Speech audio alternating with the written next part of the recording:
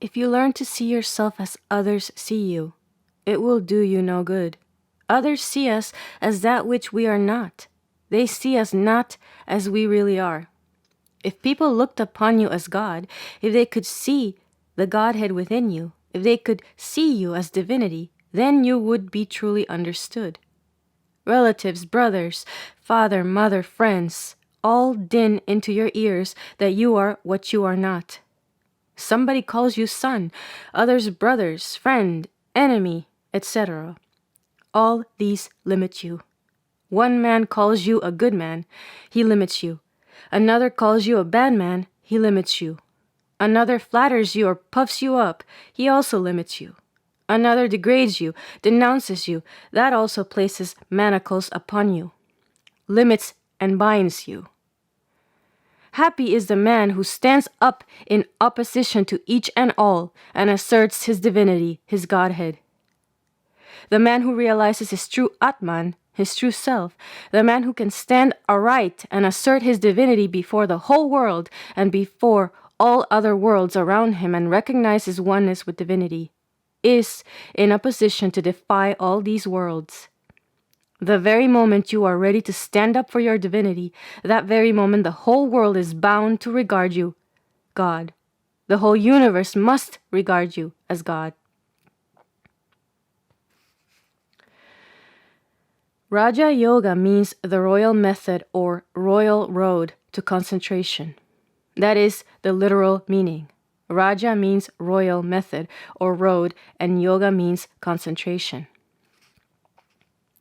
The very best method of spreading the Vedantic philosophy is to live it. There is no other royal road. People always want to get something material, something gross, something that they can lay their hands on. They want to lay their hands on or get hold of gross material objects and are continually foiled. Yet they don't want to give up that materiality. They want something in the form of hard cash. They don't want to give up form and figure. Oh dear brother, these so-called hard cash forms, these material facts are nothing but illusions of the senses, nothing else. He who relies on so-called facts and figures will never succeed. Relying upon forms and limitations will never bring success. That is not the secret of success. The secret of success is to rely on the subtle principle, truth. Get hold of that, realize that, feel that, live that, and these names, these facts and forms and figures will seek you.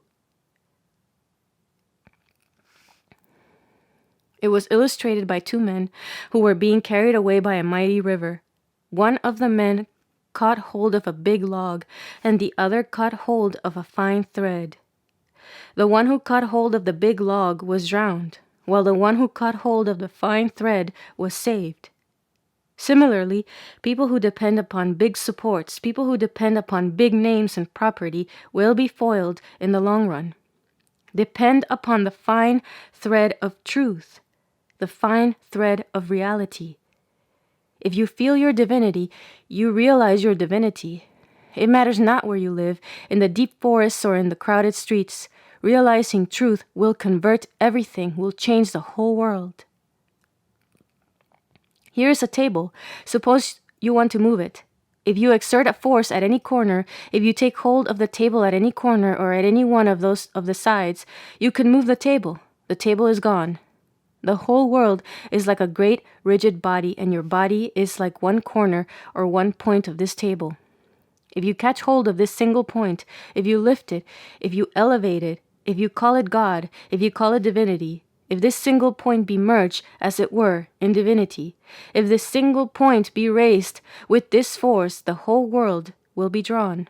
The whole world will be moved, because the whole world is like a rigid solid body as a table. Give your personality a lift, and you lift the whole world. It is a great blunder, a grand mistake to believe in organizations or big bodies, in great churches and missions. It is a grand blunder. It brings nothing but failure, and it will be seen by the world sooner or later. Similarly, people who depend upon one body only and not upon organizations and societies are the people who change the whole world. People who belong to associations and societies raise dollars, build houses, buy clothing. But such conquest is not spiritual growth. Jackals in the woods always form great congregations, large associations. They always meet in large numbers. They stand and sit together and also howl together. Grand assemblies are they, and lots of noise they make. Similarly, sheep depend upon their flocks. They congregate and form associations. But are jackals or sheep able to stand up and face the enemy? No, no. Did you ever hear of lions living in numbers? Did you ever hear of lions traveling in numbers? Did you ever hear of their forming associations or congregations? Eagles are the kings of the birds. Do they form associations? Oh no. It is the small birds that fly together. Eagles and lions live alone. But an eagle can put to flight all your congregations of small birds. Elephants form congregations. They travel in large numbers. It is because of their sociable nature. They are gregarious animals, huge animals in size. But a single lion comes along and repulses and scatters a whole congregation of elephants. Depend not on associations or congregations. It is the business of each and all to be strong within himself. Similarly, the best way to spread Vedanta is to live Vedanta, whether it be in the midst of others or alone. Live it. The air is bound to take it up. The sun, the moon, the stars, the skies, all are bound to take it up, and it must spread. Did Christ form a congregation? No. The poor fellow lived alone. Did Shankaracharya form a congregation? No, the poor fellow lived alone. Each fellow must stand alone. Each one must feel and realize the divinity within. The very moment you feel it, the very moment you realize and live it, that very moment it will gush out of you like the light going out of the sun. Remember, mind ye, all these attempts to bring about reform, all these attempts to reform mankind, which are based upon or which depend upon money or outside help or which seek something from others, all these attempts which beg, all result in failure. This is the law. Depend only upon the supreme, infinite reality within. And when aid from outside seeks you, all right, you may condescend to accept. It should be a condescension on your part if they are willing to become recruits, willing to become disciples. Depend upon them. The very moment you depend on them, that very moment they will leave you. They will forsake you. This is the law. Never depend upon outside aid. Depend only on yourself, upon the spirit within. That is necessary, nothing else. These big forms taken up by people, all these long-tailed titles, all are failures. They miss the mark. They do not release anybody. They do not free anybody. They do not make anybody independent. They bring about suffering and trouble. Take a dead carcass. We can vivify it by electricity. We can make it move its lips. We can make it lift its arms. We can make it bend this way and that way. But that is not life. Similarly, all the aid which comes from outside, all the power that you gain from riches, from wealth, from clothes, all the flattery that is bestowed upon you by the newspapers, and all the praise which you gain from the press, all the attention which you get from disciples and devotees, all this aid is simply the aid of electricity to make the carcass move. It brings no life. It removes no suffering. It makes you not free and independent. Life comes not at the beat of trumpets. Life grows from the seed, from within and not from without. Here is a living seed, the small embryo. Life is there. It will grow from within. It will take a little time, but it will be real life and no sham. We can produce instantaneous effects and most astonishing results through electricity by making a carcass move, by making a carcass lift up its head or lift up its hand, etc. But life is not there. Life is what we want. Similarly, Ram says, let the seeds be sown, let the truth be dined and instilled into your ears. Let the seeds be sown, let the truth be dinned and instilled into your ears. The seed once sown, we need not bother much about it.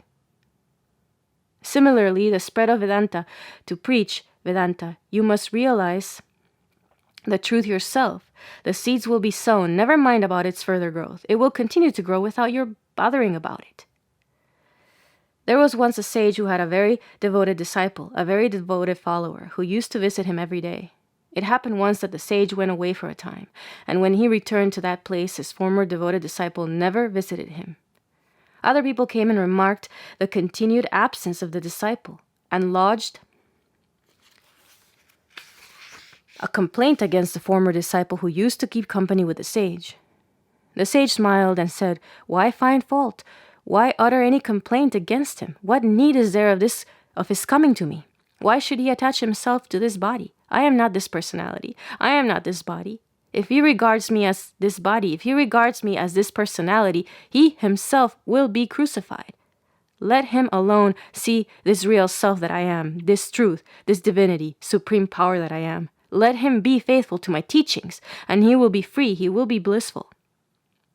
Again the sage said, "When a mare is once conceived, she need not again visit the horse. The seed is sown, and in due time she will bring forth a colt." Similarly, he said, seeds are being sown, and I bother not about results. The seed will produce results. So it is nothing to Ram, whether you continue holding meetings or not. It is nothing to Ram, whether you remember the name of Ram, or crush it under your feet. It is nothing to Ram, whether you flatter or curse or denounce this body. All the time the seed is being sown, let it produce results. Again, why should we bother about the world or whatever there is in it? The moment we stand up as reformers of the world, we become deformers of the world. Physician, heal thyself. According to Vedanta, the whole world is nothing else but God. The whole world is perfect. The whole world is divinity. Is my own self. The whole world is one. In that case, if I take up a method of reform, if I see that you are downtrodden, if I see that you are miserable and wretched through petty desires, that very moment I am deforming you, because I look upon you as something different from myself.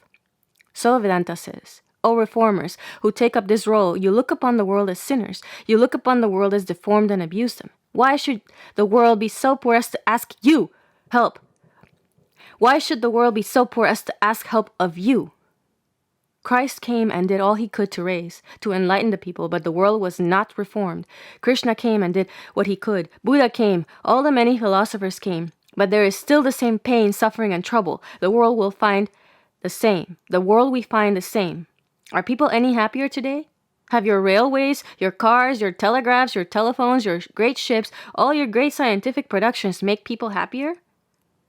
It is just like a fraction whose numerator and denominator have both been increased. The fraction seems different. It seems to be increased. But it is in reality the same fraction, increased proportionately. If your incomes or possessions have increased, your desires have also increased. It is like the tail of a dog. If you hold it out straight, it is straight. But the moment you let it go, it curls up as it was before. So those people who stand up or start with a desire of reforming, those who make noise in this way in the universe are self-deluded. Young men, remember, you make a great mistake by starting something in the world. Throw not your center of gravity outside yourself. Feel your real Godhead at the moment, and the moment you are filled with divinity, that very moment, Feel your real Godhead, and the moment you are filled with divinity, that very moment, spontaneously, permanently, will flow life, energy, and power. That is the way to spread the truth. Archimedes used to say, I can move the whole world if I can get a fixed point. But the poor fellow never found the fixed point. The fixed point is within you. Get hold of it. Feel it.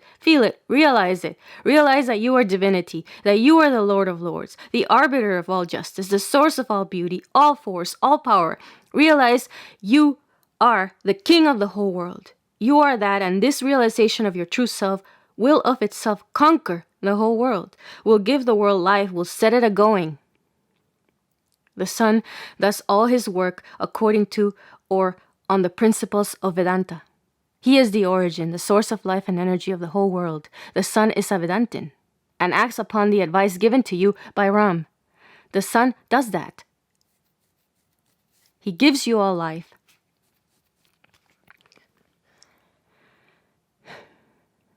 He gives all life, all energy to the world, but he does it impersonally. There is no egoism in him. There is no selfish nature in him. No little self-aggrandizement in him. He fills himself with energy. He is all force, all energy, all light and activity.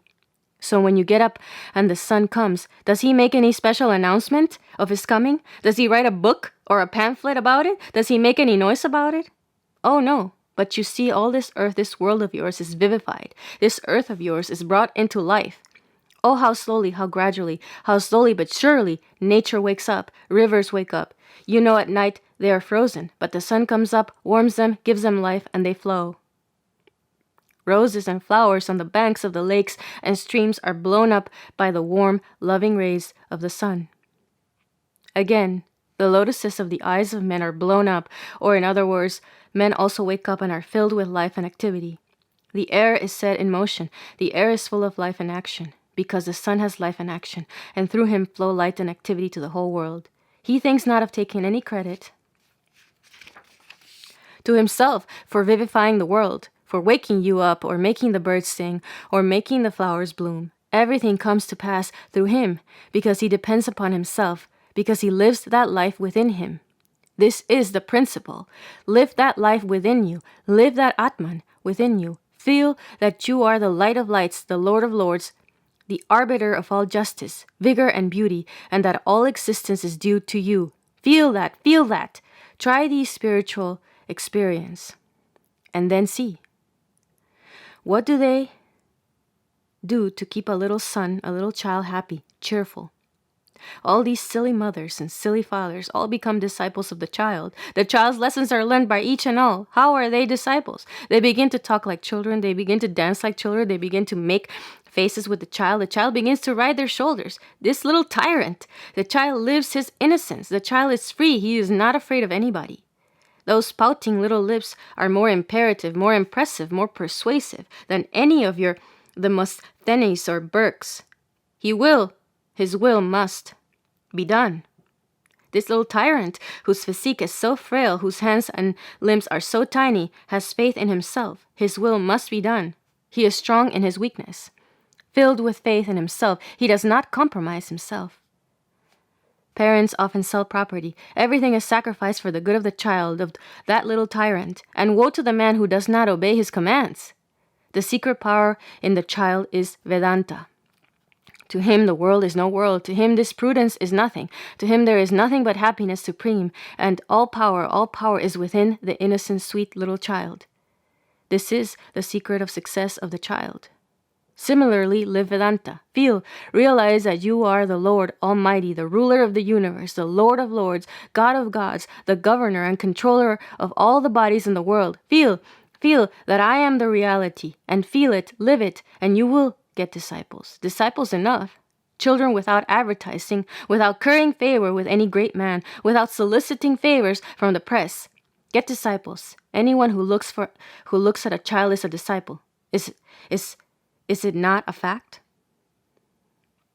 Like Vedanta. Live Vedanta, and you will get people enough to listen to you. When the moon rises, there is no lack of people who come forth to enjoy its beauty. In India, on New Moon Day, all come out of the houses and look at the moon and worship the divinity within. That is called Dvitiya, which means happy day.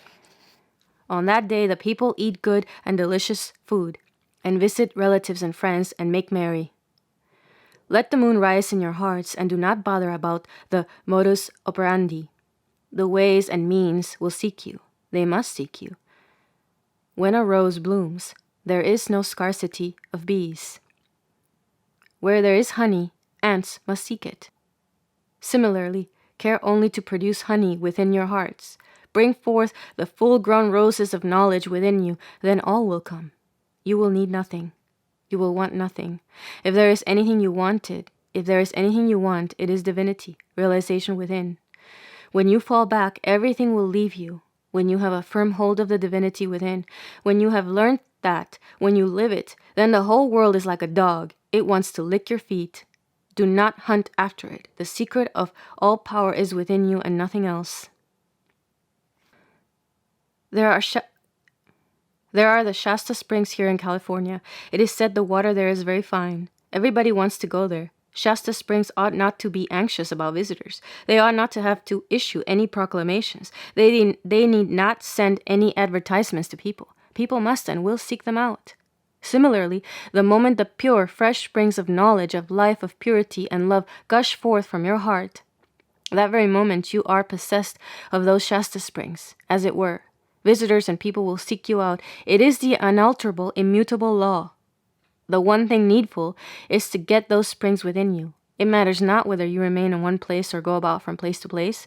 If you remain in one place, people will come to you. If you travel from place to place, people will seek you.